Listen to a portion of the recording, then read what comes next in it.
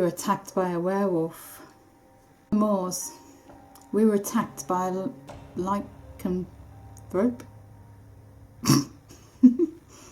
I was murdered, an unnatural death, and now I walk the earth in limbo until the werewolf's curse is lifted. Wolf's bloodline must be severed. Remaining werewolf must be destroyed.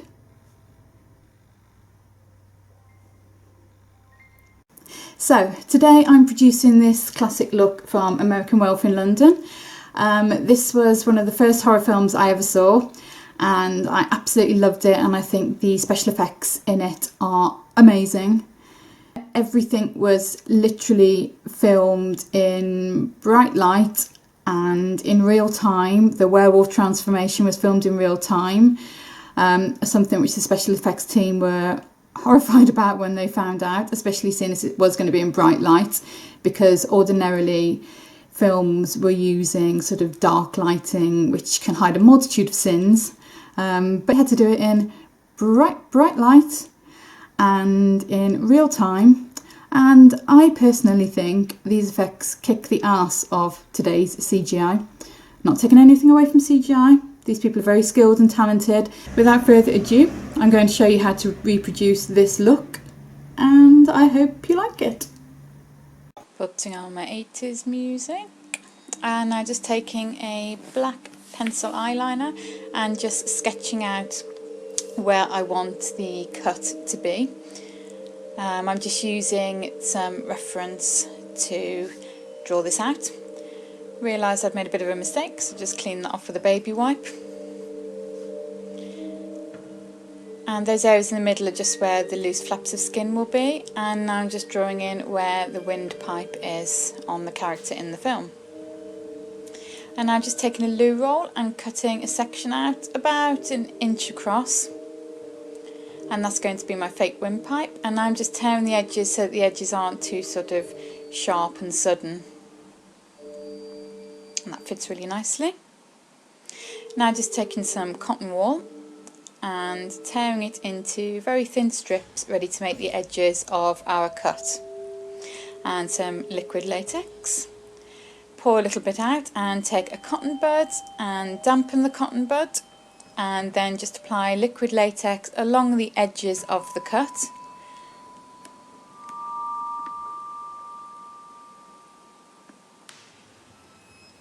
And then I just remembered I forgot to block out my eyebrow on this one side. Just want to protect it from the latex.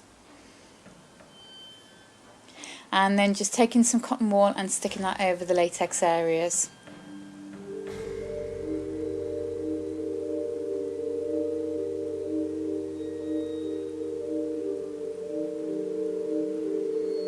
Now this may look a little strange at first, but just continue and do that over the rest of the face.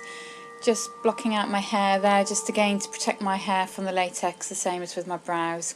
A Pritt Stick's really good for this, just keeps all the hair in place and stops any latex getting stuck on it.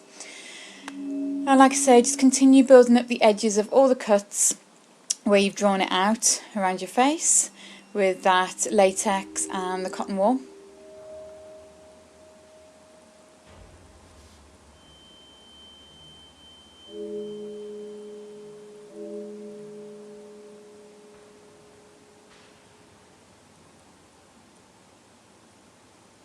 This may take a little time, so just be patient with it.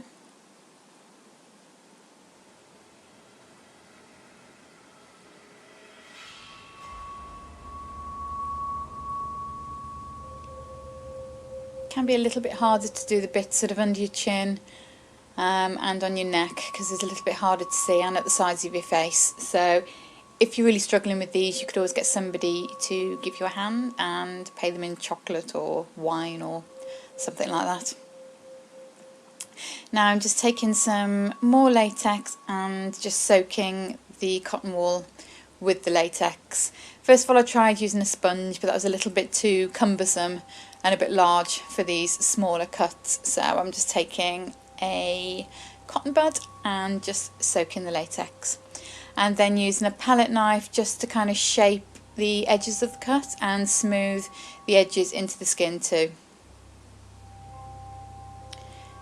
You want the edges kind of smoothed in, but then you want the actual insides of the cut to be sort of quite sharp and raised, as if the skin sort of been slashed away. So just continue around the rest of the face and so make sure that all the cotton wool is completely soaked and that all the cuts are shaped exactly how you want them. Again, this may take a little bit of time and can be a little bit fiddly, so just be patient and keep at it. You've got quite a while until the latex dries. Now I'm taking a baby wipe and just tearing a section out. You could use tissue for this, but I think baby wipes are a little bit better because they're a bit tougher and they've kind of got a bit of a skin texture on them, so they look a little bit more realistic than a tissue. Now you're going to use this to skin flap on the edge of the cut, wherever you want it to be. I'm just choosing by my nose, and I've just soaked it in latex, and I'm just smoothing that down and kind of flopping the flap back. Just to give like a real sort of skin flap effect, and I'm just smoothing the edges down with a palette knife and a little bit more latex.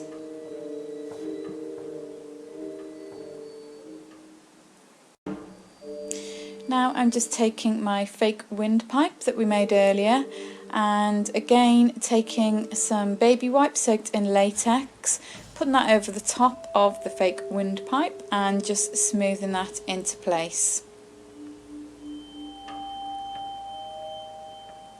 Have very blue Peter.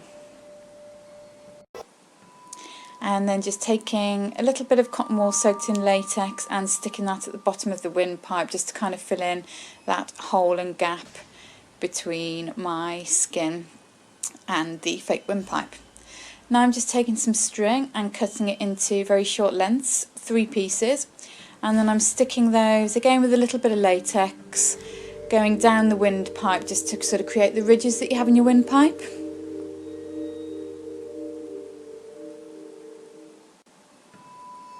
And then just taking some tissue, separating it, so I just have the one sheet, and then just putting some of that over the top and using a little bit of latex just to smooth that in. Decided to use this rather than a baby wipe because it's a bit thinner and I don't want anything too thick. Now time to add some detail within the slash itself, so I'm just stippling on some latex and then sticking cotton wool into the latex, and I'm doing this literally on any bit of exposed skin within the slash and drying that off with a hairdryer.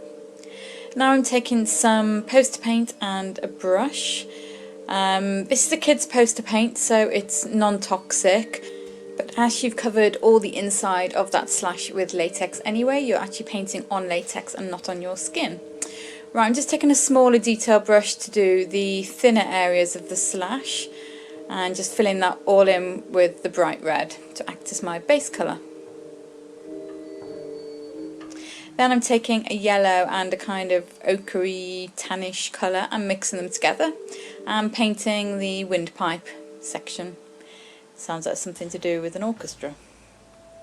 And then just painting red around the edges just to blend into the rest of the makeup.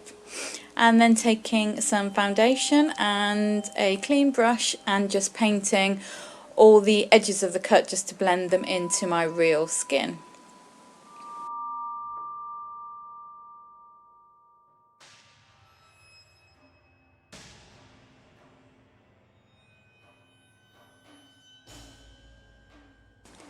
Then just take some translucent powder and just set all that foundation. Now I'm taking a dark red water-based face paint and just painting some deeper shades within the slashes. You can extend the kind of the ends of the slashes a little bit just to make it look a bit more realistic and not too sort of cut off, if you'll excuse the pun.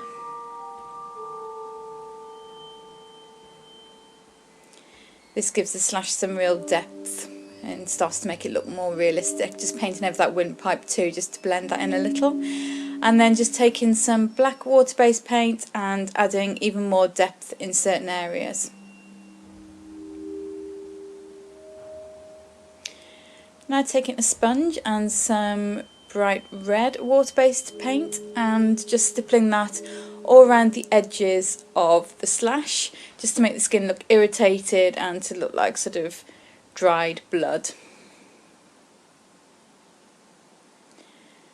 And now it's time to make the flaps of skin. So just taking some baby wipe again, like we did earlier. Just using a little bit of latex to stick that fake skin flap on. And doing the same with the second one. Now you can see where the cross hatching came into force, because you can actually tell where those flaps are supposed to go. And then just putting some latex all over those flaps, just to kind of blend them in a little bit more.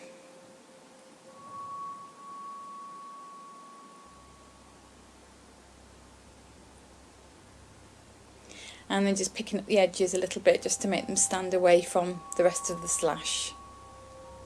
Drying them off. And now taking the same foundation I used for the edges of the cuts and just painting those skin flaps to make them look like skin flaps and not like white baby wipes. Now it's blood time.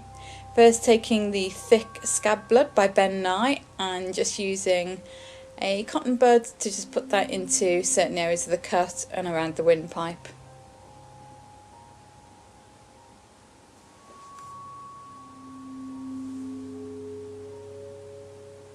And now pouring out some liquid blood into my little New York mug and just using my fingers just to rub that onto any areas that I want.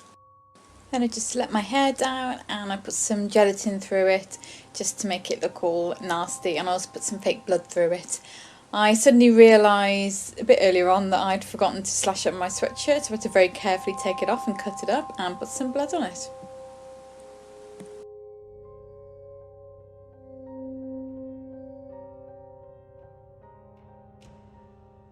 This is the final look. As you can see, it was pretty easy to produce really, no really expensive materials. This is a bit of a Blue Peter job with a loo roll and some cotton wool. Here's one I prepared earlier. And yeah, good luck reproducing this classic look.